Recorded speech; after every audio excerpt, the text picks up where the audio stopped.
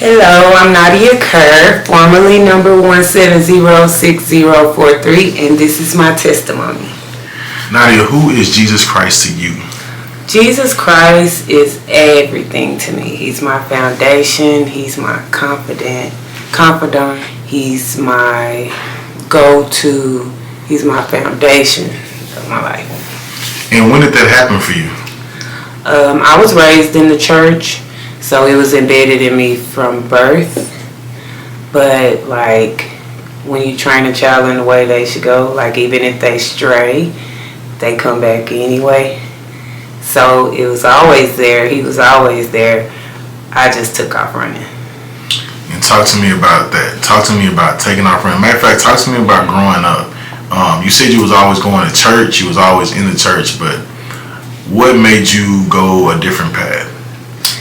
From the jump, first let me say that I come from a two-parent household, which is the stereotypical way to go. But two-parent households also have their own problems. I did not have like struggles per se in the home. Life to me was perfect. And I didn't even realize anything was wrong until my dad passed in 2003. But before that, it was me and my two sisters, and we were kind of raised by our big sister because my daddy was working sometimes, and sometimes my mama was the sole provider. But she was outside, which had a different meaning back then. And then overnight, it was church every day. And she quit smoking, she quit clubbing, she quit everything, seemed like overnight. And that's when we started, because before that, I don't even remember until we started going to church every day of the week. So you said your father passed. How did that affect you? He passed November 2003. That entire year was full of death for me, which happened to be my senior year of high school. And first my Uncle Donnell died late 2002, and then my papa passed, and then my grandma passed from a broken heart, we think. And then to close out the year, my dad passed.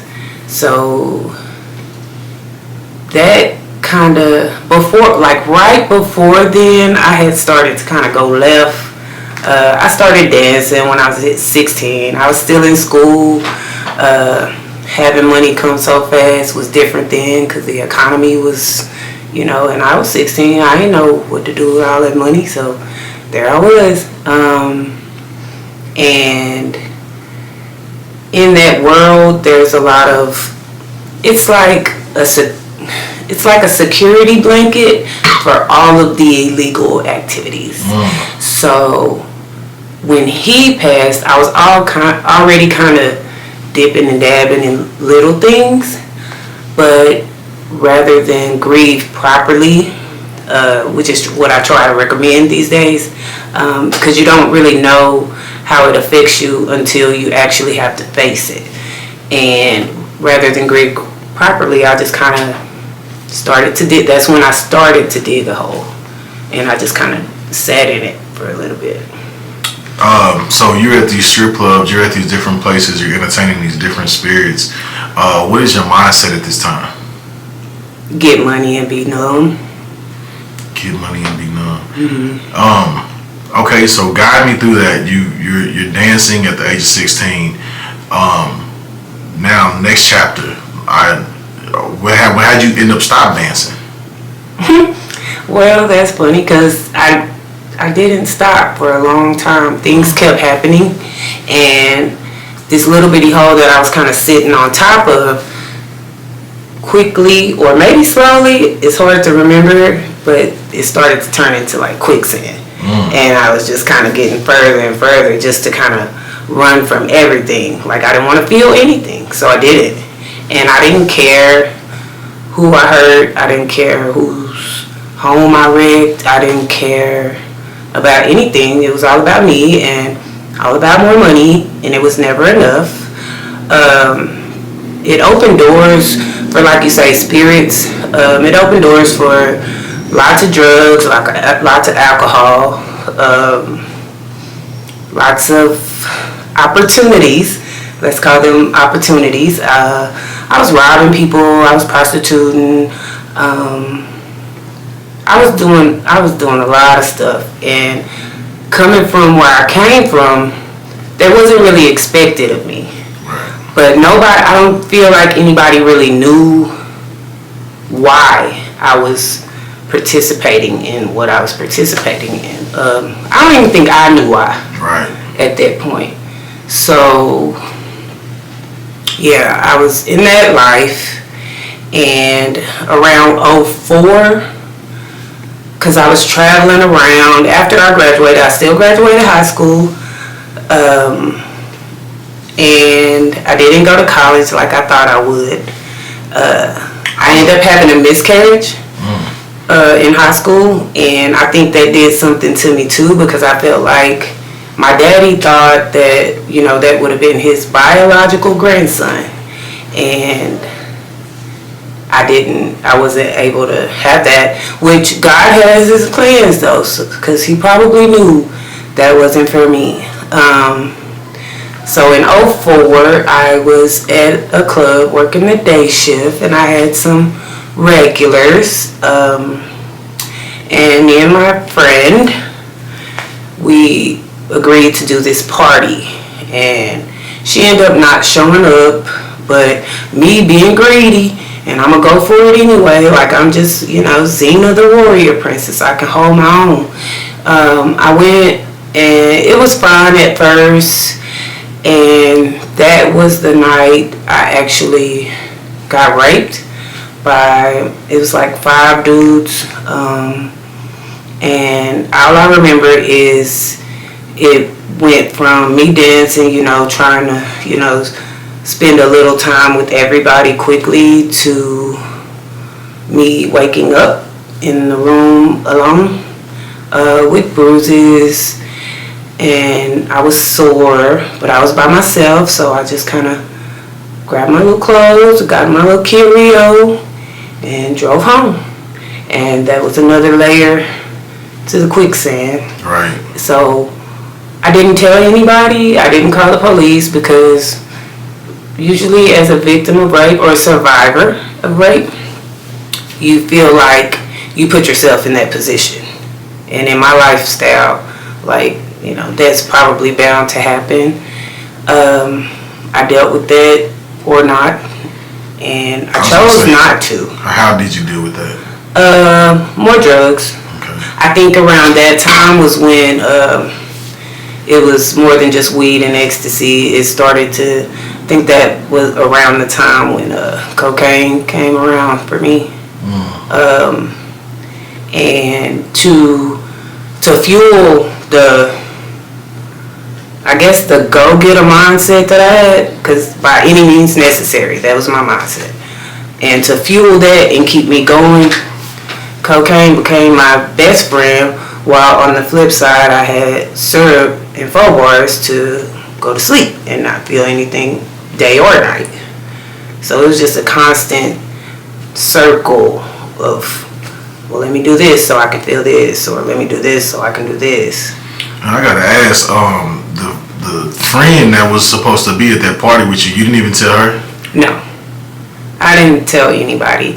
I think I felt ashamed because my mama at this point, again, she had already flipped the switch, and so she would call me before that, random times of the night. Are you okay? I just had a dream that I found you dead behind the dumpster. Goodness. Like, kind of twisted stuff like that, but I feel like God talks to her like on the phone or something, the way she knows me. So at that point though, when those calls were happening, it was never anything like that. But I didn't take those warnings to heart. I just kept going and going and going.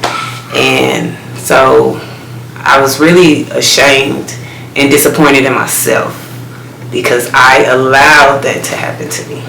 You have, you're the oldest, right? I'm actually the middle. Okay. Mm-hmm. Where were your sisters during this time?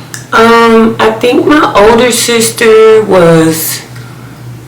she was around, at this point. Like, I don't know if she had moved to California and then she came back. And my youngest sister was actually, she had just graduated high school. And I was late to that due to drugs, per se. I still think it's impressive that you was able to graduate and do, because I remember you walking, so I think it's impressive you was even able to graduate through all the chaos that you had going on.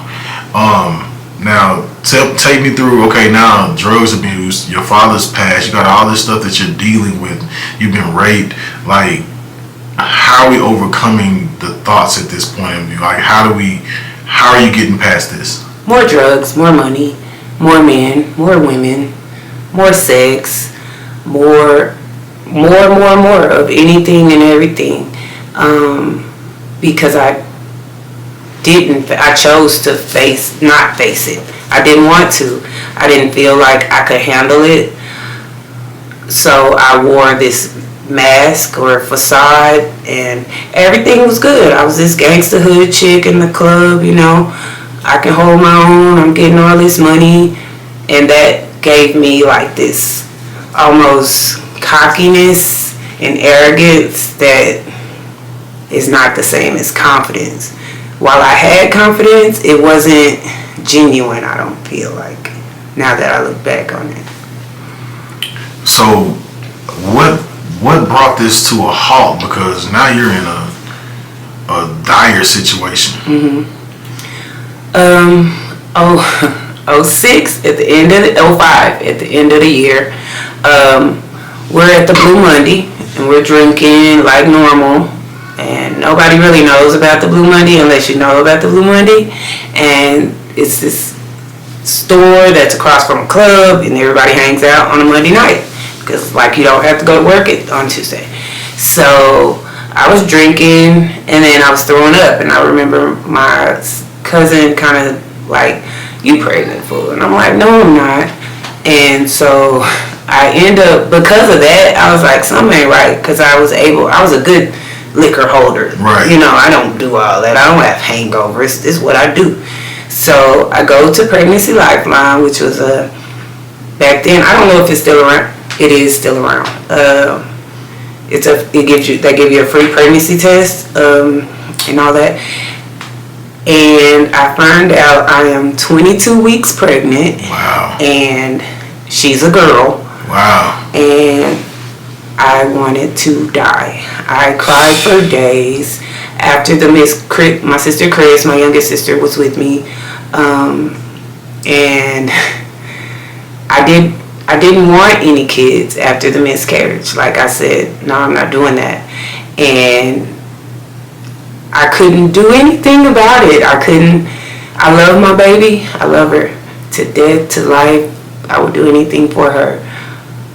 But I had no other option than to keep her, because I couldn't carry her and then hand her off to somebody else. Right.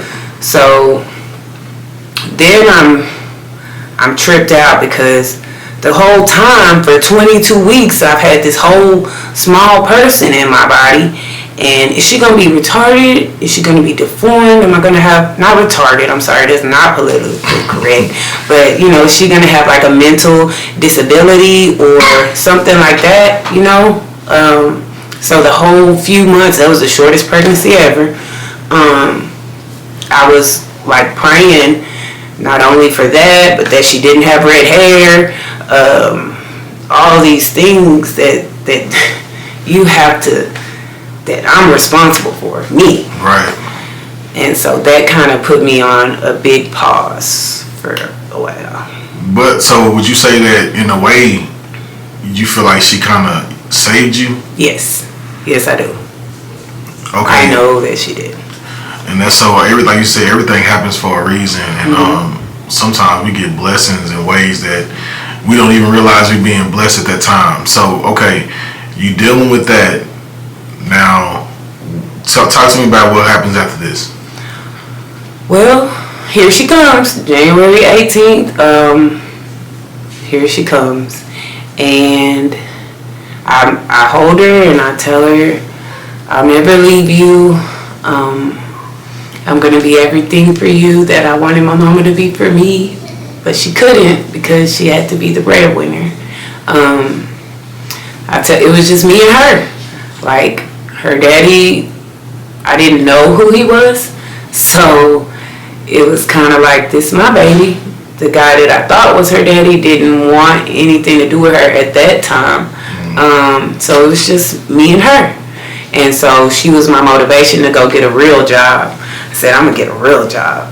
So I got a real job, and of course we had a place, and things are going okay. And then the real job money is just kind of really slow, hard to manage if you're not educated enough. That's true. And no matter how thin you stretch it, it's a lot of times just not enough. So I went back to what I knew. So let me ask you this, because you said that perfectly. A lot of people struggle with that. They go from being able to make fast money and get it to whenever they want to have to slow down and say go to a 9-to-5 route, and it's just not getting to you the way you're used to, the way you're accustomed to. How would you advise somebody dealing with that situation? Other than trust in God and get to know Him and ask Him, He knows. For me, it took going to prison and budgeting a commissary list down to the penny to learn to manage a 9-to-5 check versus what I'm used to. So you just said it in that answer. It said it took you to go to prison. So what happened? Tell me, give me that story. Okay. You can tell me. You can tell me. Okay, so I know it's okay. I have no problem speaking about it. 2010, my youngest daughter, because I ended up having another baby throughout that time, and she had just turned 1 that February. May 24th, 2010, I got arrested on Evans and Morningside, and Southside. I was arrested for 3 aggravated robberies with a deadly weapon. It was not behind no nigga. It wasn't behind taking somebody else's stuff. I wasn't forced. I mean, nobody coerced me. Right. The bottom line is loyalty. What I thought was loyalty to my loved one and not being sober enough to choose otherwise. Yeah, that's kind of what got me into that. You said loyalty got you in trouble. Yeah. Explain that to me. I love my sister. And it's not her fault or nothing like that. No, it's my own fault. But instead of being, again, sober enough and in my right mind to be like, well, let's not do this, I just jumped in like, what's up? I got you. Because you were still, I'm down too. You were still the same Nadia that was, that same side of you that was in that club feeling invincible, that was still there. Yes, I had actually gone back to that a couple times. Okay. And each time I went back, while the money was great, it was always great until it wasn't, I lost more and more of myself each time. And it was actually starting to show on the outside too. So it was like that's 7 times worse when you go back to something. It was like that for me in real life. When you had your child, like especially when you had a daughter, you said 7 times worse. Did that mind pop up like, man, the way I am right now, she's gonna either repeat it or she's gonna go through what I'm going through if nothing changes? That didn't go through my mind then. That didn't go through my mind until I took my vacation. Talk to me about that. So y'all had the situation. Now you just got arrested. Yeah. So we get arrested. Like, she gets arrested like a couple days before me. And so here I am with all these babies. I have hers and I have mine too. And I'm trying to not think about it, but the shit had already hit the fan. Right. So I'm trying to, like, tell people, you know, like, my daughter's daddy, like, this shit finna hit the fan. And, you know, just be here for her. That was my oldest daughter. The youngest daughter, he didn't know anything about any of that. So, we are so we get arrested and we have to go to Mansfield. At that time, that was your holdover, where they take you, you go through the county, and then you go over here. And your hope is that if they don't come get you within a certain amount of days, that they're going to let you out. That's what they tell you in there. But when I got there, she was already there. She was still there. And she was in the dorm next to me. So we talked through the wall and beat on the wall and all that. And then we left there and went to the county, Tarrant County. Sat there for 11 months. They kept resetting and resetting and resetting. Every time we go down there, they reset the court date. And on March 21st, my mama's 51st birthday, we were sentenced. And I was sentenced to 3 20-year sentences. Jeez. Ran concurrent, which means they run together, which was a blessing. I didn't realize it was a blessing at the time, but it could have been stacked. You know, that's my silver lining. It could have been stacked. So after crying and crying, again crying, out of nowhere, like 3 days, I got this sense of peace about it. And I said, I'm going to make that first parole. I'm going to go do my 10, and I'm going to make that first parole. And while in the county, I saw her one time. I saw her one time. And me and my sister, my youngest sister, were 11 months apart. So, like, I don't have any memories of Nadia without Chris. I don't have any of that. Right. And prior to prison, getting arrested, she had actually almost died in 2007, and that again was more hole to dig. Now I did face that pretty deeply. So I was calling on the phone. I'm calling them like, "How's Chris? How's Chris?" And we're both calling Mama, and we end up pulling chain together to go to where we were going. Right. But one day I was going to medical infirmary, the doctor, and I came out because they wanted to keep us separated. I came out and I was all swole and hair all short and just fat, and I seen her and I tried to act like I didn't see her so they wouldn't make it a thing. And we get on the elevator and she's looking at me and I'm looking at her, and then I hugged her and they're like, "Hey, no touching!" Wow. Over the intercom. And she's like, "Nadia, I love you like this," like with weight and everything, because I was 111 when I got arrested, which is horrible because I'm almost 5'8". And that was the best experience of my life. And the scripture that I held on to, because I was like asking God, it's Psalms 37:4, where he said, "Delight yourself in the Lord, and he'll give you the desires of your heart." And all I wanted was to lay eyes on my sister. That's all I wanted. I was praying, and I was mad at him for a while because he did not answer my prayer of let me do the time and let her go home. I told my lawyer, let me do her time and let her go home. Say that was solid right there. And he said I couldn't take her time because we weren't co-defendants. So she had to do her own journey. and I had to come to grips with that as well. I couldn't save her from that in a sense, you know. So, excuse me, as you're in there, time is going past. You're missing a lot, but do you feel like, okay, I'm missing worldly things, but I'm spiritually growing right now? No, not at that point in time. Okay. The time in the county was,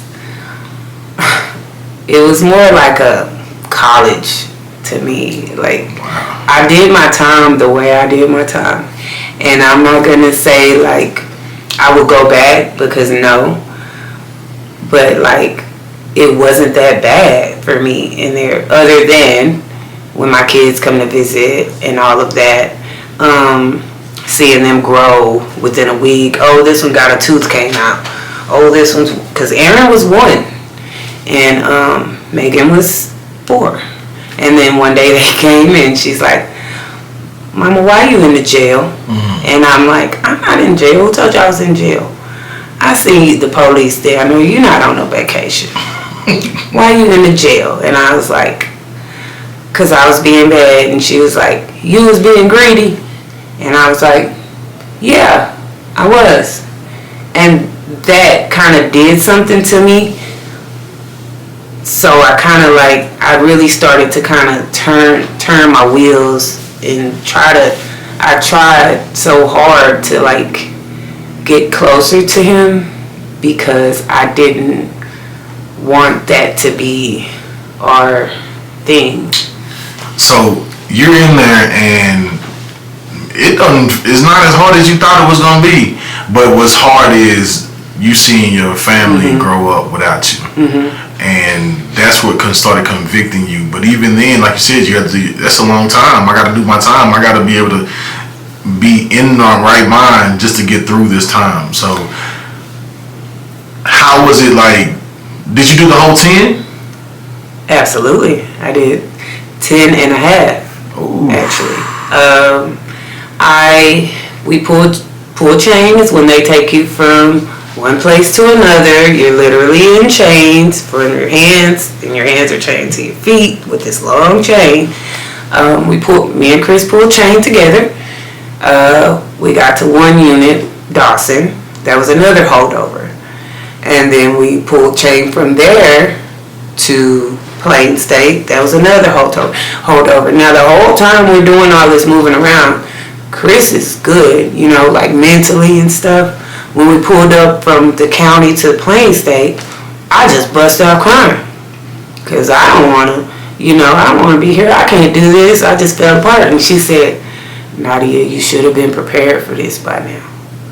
And I mean, she's always been so like, I'm good, you know, and you need to be good too. So, but then when you get to Plain State, I'm a woman, okay? You go in there, they tell you get naked, straight at the door. You get naked, you take off all your clothes, you squat, you lift, you squat and cough. If you have rolls, you spread them apart, you open every crevice so they can look. You cough to see if you're hiding anything. And as a dancer, getting naked wasn't a problem for me, but getting naked like this with a room full of people, and then the officers are talking to you crazy. And then I look over and my sister's here too. So that was kind of like heartbreaking. And she has, like my sister, she's not disabled, but she kind of is. So like heavy lifting and stuff like that, like she can't do. So I wanted to carry her mat for her. I wanted to carry her chain bag for her because I'm used to taking care of her. And they started talking to me crazy. And so I want to go back and forth with you because you're not going to tell me nothing about my sister. I don't care who you are, you know. And so that kind of sparked something in me in there. Like I was trying to accept that we're 2 different entities. Yeah. In here, but it was really hard for me to accept that. So did they completely like were you completely separated at any point from like y'all not even in the same facility at this point? No, we are. When we pull up, and she went to regular population.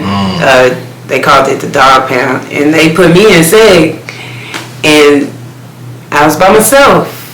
Why'd they immediately put you in seg? I have no idea.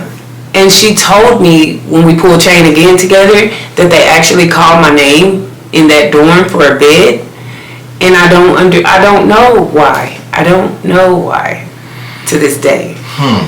So I felt now, I know that was God trying to prepare me, because I can't be in there fighting over laws because how you talk to my sister. Right. If she needs some help, you know what I'm saying, let me help her, So maybe it was to start that real separation in a sense. I have no idea. So, okay, now you're doing your bid. It's almost time to be released. No, it's not. Oh, wow. So, okay, was there any point in time where this is the last time I get to see Chris for a long, long time? Yes. We were about 8, because she had saw parole, and the whole time we were on the same unit.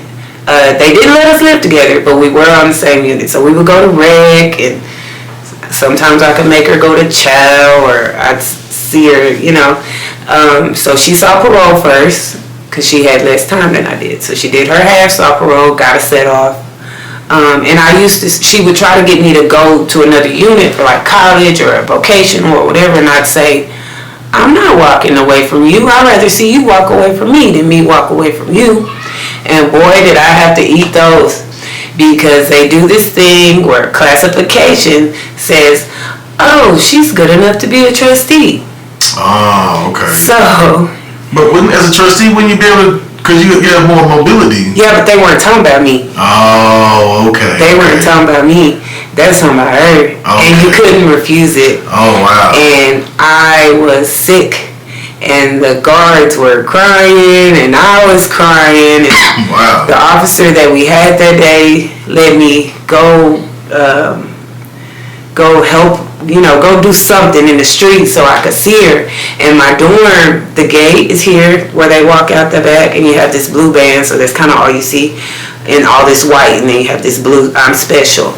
And I'm in this window up here, and I'm like, Chris, I love you, and I'm crying my eyes out, and I'm literally watching her walk away from me. And so I didn't see her. I didn't see her a lot. We participated in this program called GYM, Girls Embracing Mothers, and they would bring our girls to see us.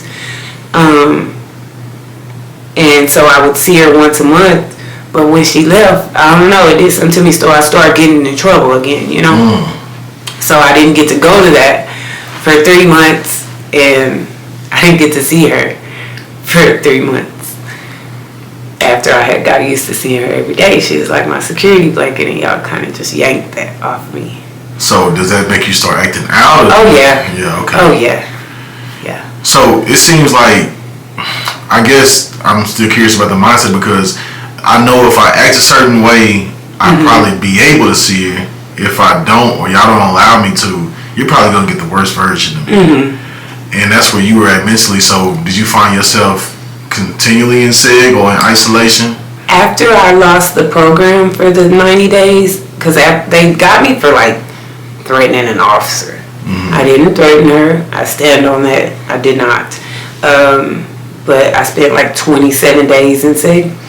And that kind of like, I'm like, okay, I had lost all my little weight I had picked up. That did it for me. Like, you're going to have to get it together. Like year 5, 6-ish, that's when I kind of started to sit down and be like, you got to get it together. Your kids are growing up. Well, you cannot go home like this. And so that's when I started to go back to what I knew. How much time has passed? About 6 or 7-ish. So while I'm in there just fooling. Right. So you look up, you still got a whole 5, 6, 7 more years left. No, yeah. Yeah.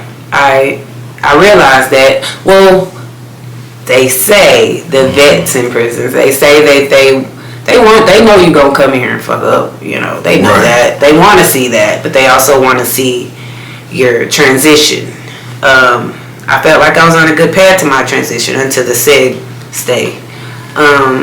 And then I came out and I was the example inmate. All the little babies. I had so many babies in there. Mama, auntie, grandma, sister, all this, you know. And so I look at these kids coming in, turning 30 for me in there. Such a milestone in life, you know. It was like, look at all these babies that's looking at you, you know. You can show them something too. So that's when I started actually practicing, like telling my story, and people look at me, even the officers, like, you don't look like you go here. Well, what do an inmate look like, you know?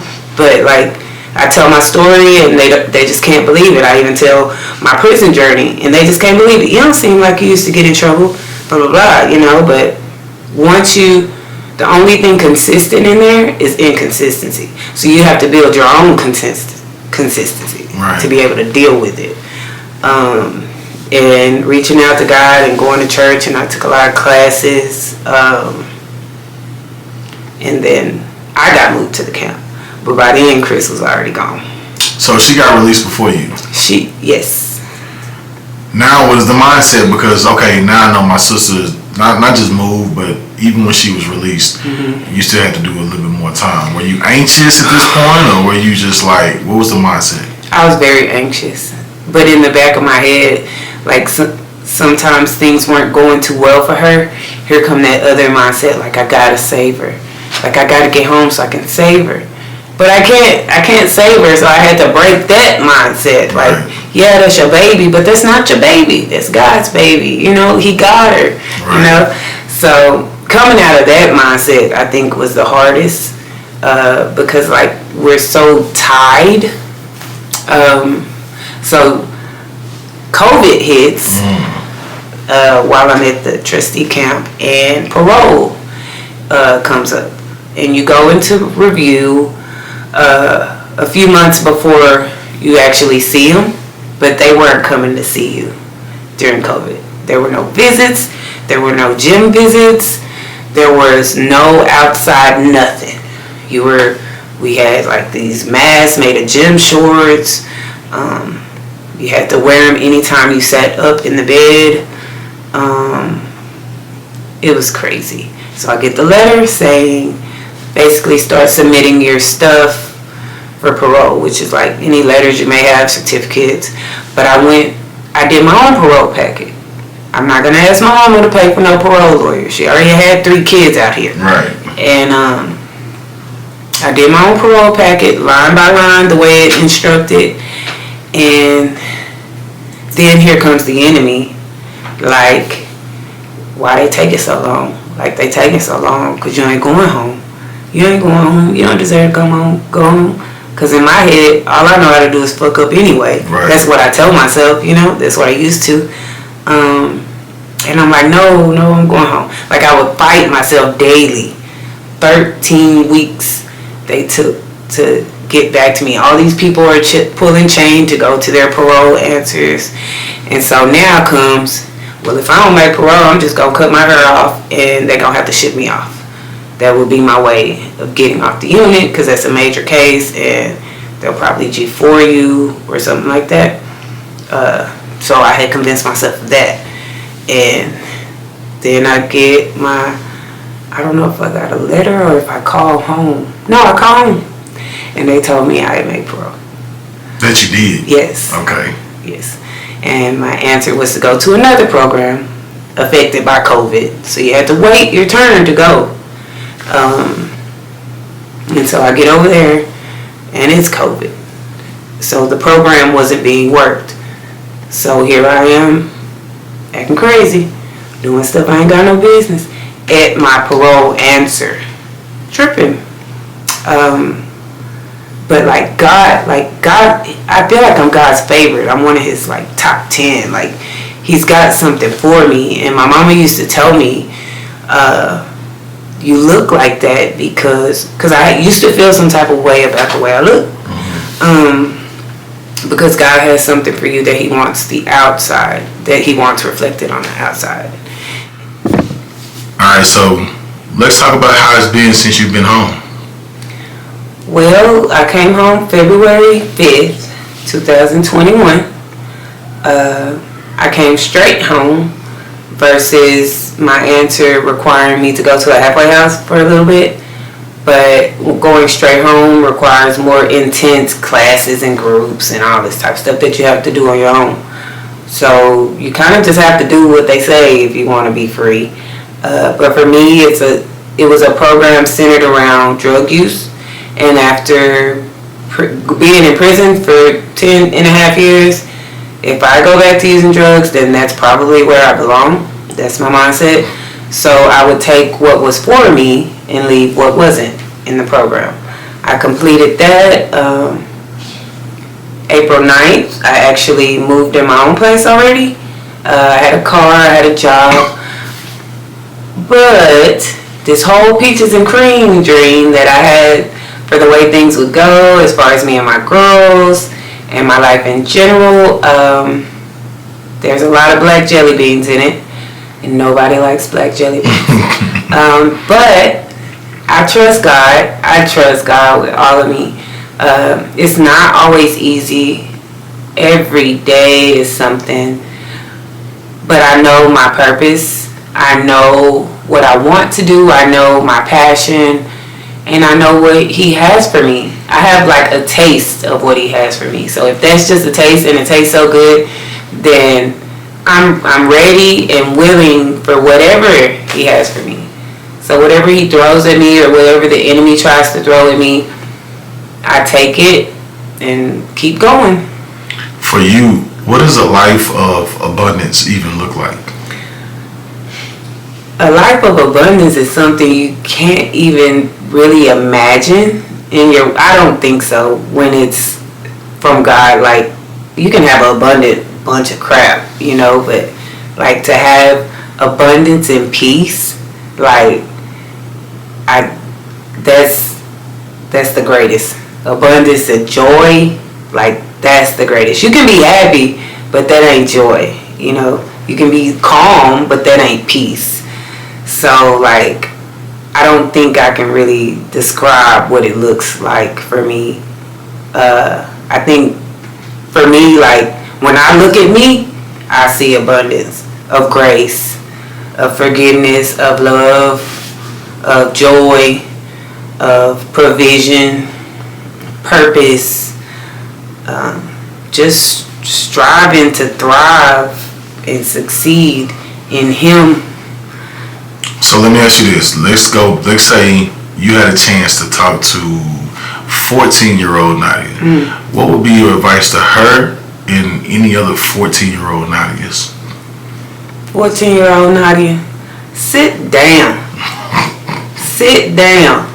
Don't do that. It's gonna be okay. You're gonna remember what your daddy said. Like, you're gonna love it one day. You're gonna love that you're different. You're gonna love that you look different. Different will one day be extraordinary, and you're gonna stand out because you don't supposed to fit in anyway. And you'll see. That was beautiful, man. I really, really appreciate you. I think a lot of people need to hear your story. A lot of people need to continue to hear your story. Is there anywhere they can follow you? Any way that they can even get a hold of you in general? If you want to reach me, I do have Facebook. It's Nadia Moving Differently. I do have Instagram, and it's Nadia on Purpose. And I have a business page for Naughty Rolls. Don't forget about Naughty Rolls on here. And that's Instagram at Naughty Rolls, Facebook at Naughty Rolls Official. And do you have anything we're going to be looking forward to? Like, I know for me personally, this is my first time hearing your full testimony. I do think that for you, you should continue doing that. Find it even on your platforms.